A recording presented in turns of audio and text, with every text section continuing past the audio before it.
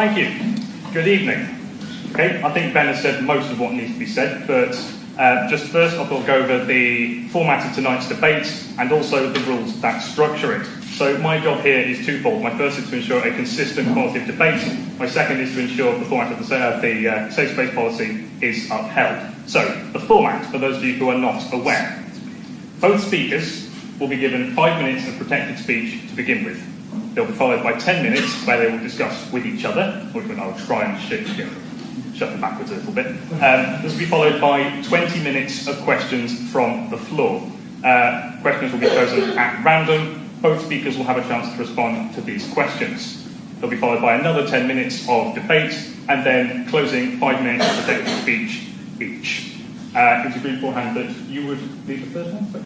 For the rest of the year. What she hears is, I'm paid 77 cents to a male dollar, or whatever, right? This is based on a conflation of wages and earnings. No woman is paid less for the same work as a man. That's illegal. And if they were, yes, companies would be full of them. Women don't apply for jobs at the same rates as men. It wouldn't matter. Employers would hire the women anyway because they're cheaper.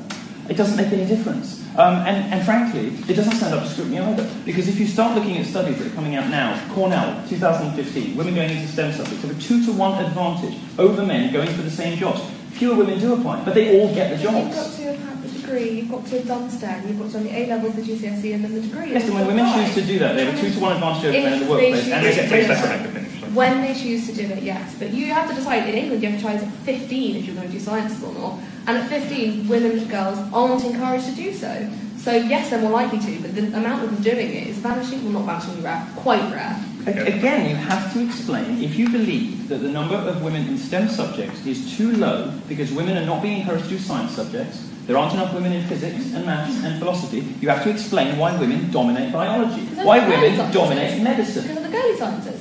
What does that mean? They're the sciences that are more linked to the caring profession. I don't think you should make generalisations like that. Some people find that kind of offensive.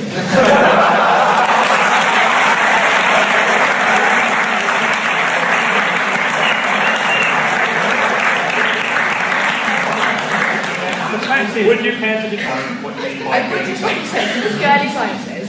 Particularly medicine and vet med, there's a caring aspect to those when you're working. They're the kind of nurturing. That's not what I said. That's not fair. That's not very nice thing to say about men, though. They are the sciences that lend themselves to more caring professions. Therefore, women more caring than men. By caring, what do you mean by caring? As in the more. It's just sexism. No, please let her finish. Women more caring than men. By saying this, I'm not condoning it. I'm saying it's the way it is on circumcising children at all. I think the differences would be that male circumcision. All right, order please. Thank you. Male circumcision does tend to take place in sterile environments by medically trained professionals, whereas, and I am slightly generalising here, female circumcision generally tends to take place in less sterile environments with less medically trained professionals. There is a movement in aid development to make a way of circumcising women that is safer and cleaner. It's not an ideal solution, but it would at least prevent the infections that come with it. The other thing I would say is that it is harder for a woman without a clitoris to orgasm than for a man without a foreskin to orgasm. So whilst... So women are the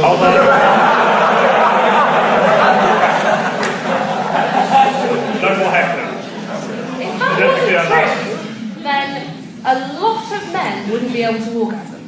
Okay, And I've seen men with foreskins orgasm. So women... What we've established, I think, is that women are the real victims of circumcision. Do you think that? No, that's what you just said. You were given an opportunity to continue what had been a very productive and constructive theme about some of the issues that men face. Instead, you chose a perfectly reasonable question about male circumcision. And some men's rights activists call it male genital mutilation. I think it's going a little bit too far, and you made women the victim of it. Do you not? Can I ask? Yes, you may. Do you not think that do you accept that generally more female circumcision is done in a non-medically sterile environment? Yes. I have no clue. Okay. I don't think you do either.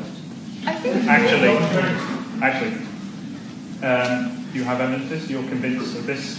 I'm convinced this from studies that I've read, but Okay, very well. So there is evidence. The studies will be applied Amnesty up. International's genital mutilation Says that female circumcision happens in less sanitary conditions than men. If you read the whole thing, that's the impression I took from it. the impression you took. Hold on a second, right. We're returning to an evidence-based debate. All this evidence will be uploaded after, is that correct? We don't want evidence-based debates, we can't have that. Okay, look, evidence is perfectly fine, but we can't argue over the veracity of evidence here because there is no way of proving it. Do you accept that? Okay? Right, very good. So I'm going to continue on scene. We're going to move to another question. Okay. I think we've already done that. And I think my perception of it is that gender is more of a spectrum, and you get people at different ends of the spectrum that have different sort of characteristics of different parts. So it's unlike, I think it's sort of more of a broad church than just black and white. Okay, would you catch one? That's not whether gender is constructed or not means. You were talking about sexual orientation. No. There is a biological... Sorry, what were you talking about? I meant gender. I think gender is a spectrum. Sorry. To be clear, I think gender is a spectrum. Right. Gender is not socially constructed. That is a kooky progressive myth. Gender has a No, that's fine. What have I done now? Just comes from like I can't say kooky. You have every right to say kooky. However, you may say kooky as much as you like. I would just prefer that there were reports. Hi, this is Milo. Okay.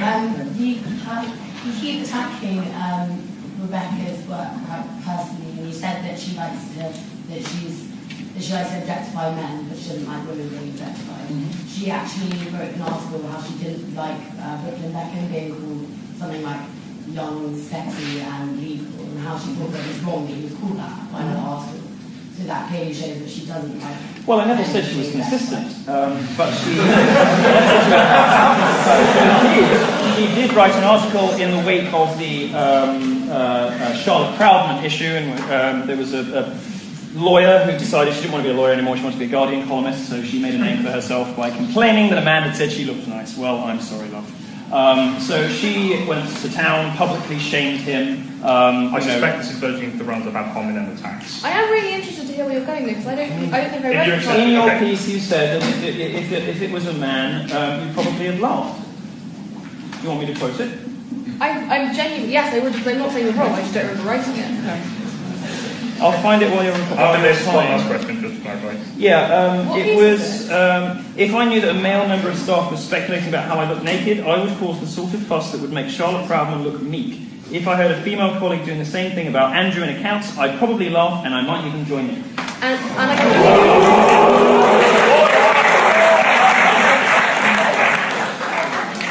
completely right. And do you know what? I think the fact that I would say something like that, I think that is really problematic. I think that shows. I'm personally happy to accept that's a problematic way to think about men, and I should not have said that. One further question. I believe you've had your... Having a foreskin can make it more difficult, particularly if the foreskin's very tight, can be very uncomfortable.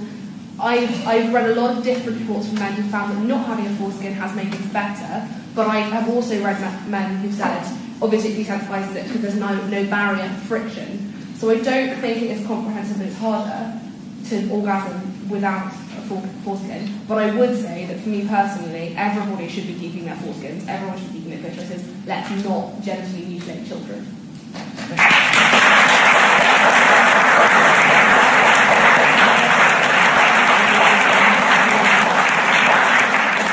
I'm sure you agree on some level, would you definitely? Well, the funny thing is, I wrote a column saying nobody wants to live in a world of uncircumcised penises, but I'll be clear, that's because I have to suffer and most men reading don't. More of an aesthetic preference than anything else. More of an aesthetic preference than anything else. Outside the satirical context of that column, I agree with you entirely. There's a problem here with religious rights. There's a problem because we have to, we run up against not just Jewish custom, but Islamic custom too. And of course, in the US, although the trend is away from circumcision, there was a time when pretty much everyone was circumcised in the US. The truth is that the rather than dealing in anecdote, the data tells us. That men having problems having been circumcised or not being circumcised, jury's out. There are advantages and disadvantages to both. Some people get very upset about this because they try to equate, circumcision with female genital mutilation. I think it's a bad comparison for a lot of reasons. I suppose the bottom line is the humane answer to this. The only real conclusion you can come to when you set the jokes aside is we shouldn't be doing it. Can I just say one other thing? One of the other really big problems is there's this perception that circumcision is cleaner, and I think that's something we could really just work against, because there's no good evidence that as long as you have good hygiene in the first place, you need to not have foreskin. You're right about that. We agree on something. Marvellous. Okay. I knew it was going to be different. Another. Again. Okay, so it's time to move on from this question, I'm afraid. One more question, and preferably on a different topic. So, let's go once more to the balcony. Yes. Yeah, I'll just have to say, if already it is illegal by law to pay a man more than a woman, or a woman more than a man, why then, firstly, why is it pay gap still exist in your mind back then? And secondly, what can you see about doing about it, beyond making it illegal, that can change the situation? Sorry, I got distracted because it sounded like you said the pay gap in my mind, and that's what you meant, but it's not in my mind. What I would do about the pay gap would be, there's been a movement to publish more widely statistics, the figures of what people get paid. But it is already illegal. Do you want to hear me talk, or do you want to talk? Hold on a second. It's an entirely valid point to make. Sir, could you please allow him to finish? Companies like Barclays, which have a very well-developed structure, do their payment in bands, and they go from 1 to 9, and there is a set amount that you can be paid within each band, and you can find out what band each person is in, which means that you're never in any doubt about whether you are being paid less than a colleague. The other thing is, one of the big reasons for the pay gap is that women are not good at going and saying, I'm really good, I want a pay rise. So we need to encourage women to go and say, I need a pay rise because I'm worth it. And that is a big issue that women need to deal with themselves. Then can't you see it changing, apart from just constantly talking about it constantly? And saying... Constantly talking about it constantly? You need to actually go to these women and say, don't tell them all this nonsense. Go to them and say, if you are suffering, if you are not getting paid the same as a man, go to your employer. Don't arrange take him to court. I mean, you'll actually take them, tell them, you can go to your employer. We'll help you find them getting paid. Your employer, get them to pay more. One of them, give them a legal piece. So you're suggesting that I should go to every woman in the UK and give them a legal fee? I don't want to let glib about people in the audience. It's sarcastic and glib and patronising. When people are asking serious questions, it's really disrespectful.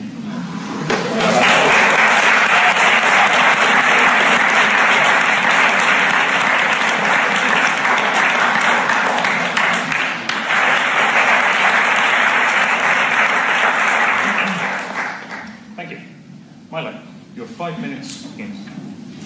I want to address the men in the audience. Sorry, ladies. I love you, but this is for the boys.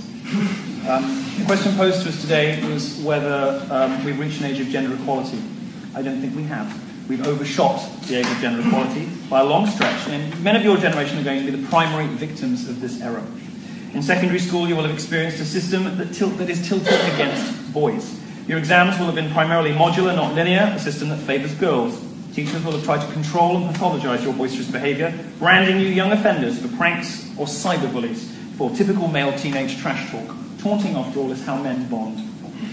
Your female peers will be encouraged at every stage of their educational journey. They will be told to join a STEM field. They'll be showered, in fact, with grants and awards, prizes and encouragement. And then when they do get to applying for those jobs, you will be discriminated against just because they're a girl. You'll be the recipients of nothing. There are no programs for men. The suggestion of having a men's officer at York University was laughed at by the student union. At university, you will be told that you're rapists in waiting, that you need to attend consent classes. Your natural love and affection for women will be neutered. You will be faced with an impossible choice: suppress your natural, healthy romantic interest in women, or risk a charge of rape or sexual harassment. If you speak out against this hostile and unfair environment, you will be persecuted by rabid mobs of politically correct lunatics, as well as the full force of the establishment media as well. When your studies are completed, you'll enter a jobs market that is stacked against you. With companies pressured from all directions to hire women, you will be at a 2-to-1 disadvantage if you are in STEM subjects, and possibly worse in others. if you do happen to land a job, a single inappropriate remark or a single accusation of an inappropriate remark or any unsubstantiated allegation can destroy your reputation forever. Despite all this, I'm not worried for you, because you're men. Your incalculable, intolerable, impossible obstacles have been placed before you precisely to overcome. And overcoming is what men do best. It's in the nature of men to battle on under impossible odds. We do that in war, we do that in all sorts of things, and we will do it here.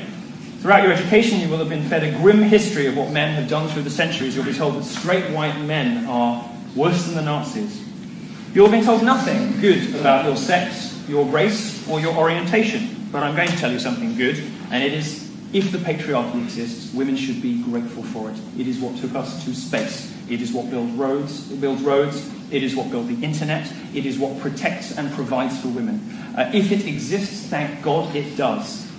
With their strength and determination, men have tamed the wilderness. Men built cities and walls around us. They built the buildings that we're in. Their curiosity led us to explore the oceans. Their ingenuity has allowed us to reach the moon. And whenever, feminism rises up and tries to ridicule you, to demean you for what you are, and, it's interesting, I was going to talk at this university, right, and I was called by my interlocutor a troll. She said it would demean the institution to have me here. When she talked about a Sunday Times article by a respected journalist, she sought to demonize him, even though he's not here to defend himself. She said Martin Daubney was a bad person. Martin Daubney is a close friend of mine. He's a great person. He spent the last 5 years of his life advocating for the rights of men and boys. But this is what they do. Don't pay any attention to it. Don't listen to it. We're not in an age of gender equality. Straight white women in the West are the most privileged class in the history of our species. But you'll be fine.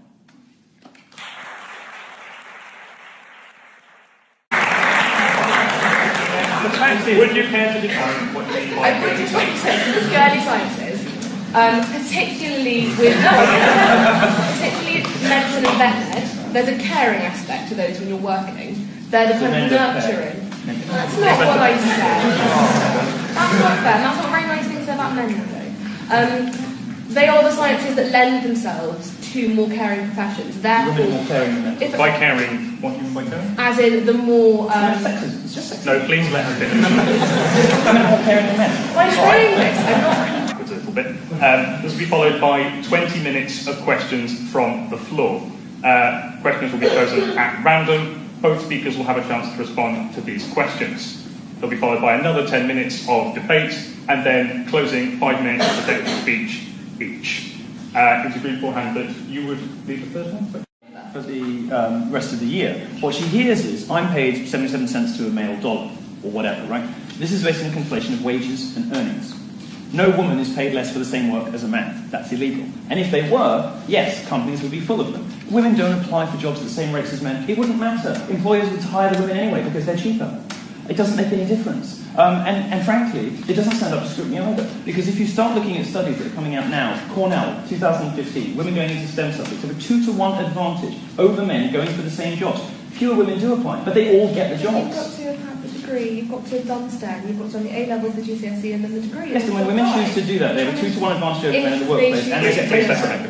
When they choose to do it, yes. But you have to decide, in England, you have to try at 15 if you're going to do sciences or not. And at 15, women and girls aren't encouraged to do so. Thank you. Good evening. Okay, I think Ben has said most of what needs to be said, but just first I thought I'll go over the format of tonight's debate and also the rules that structure it. So my job here is twofold. My first is to ensure a consistent quality of debate. My second is to ensure the format of the safe space policy is upheld. So, the format, for those of you who are not aware. Both speakers will be given 5 minutes of protected speech to begin with. They'll be followed by 10 minutes where they will discuss with each other, which I'll try and shut the back. Yes, they're more likely to, but the amount of them doing it is vanishing, well, not vanishingly rare, quite rare. Again, you have to explain, if you believe that the number of women in STEM subjects is too low because women are not being encouraged to do science subjects, there aren't enough women in physics and maths and philosophy, you have to explain why women dominate biology, why women dominate medicine. Because of the girly sciences. What does that mean? They're the sciences that are more linked to caring professions. I don't think you should make generalisations like that. Some people find that kind of offensive.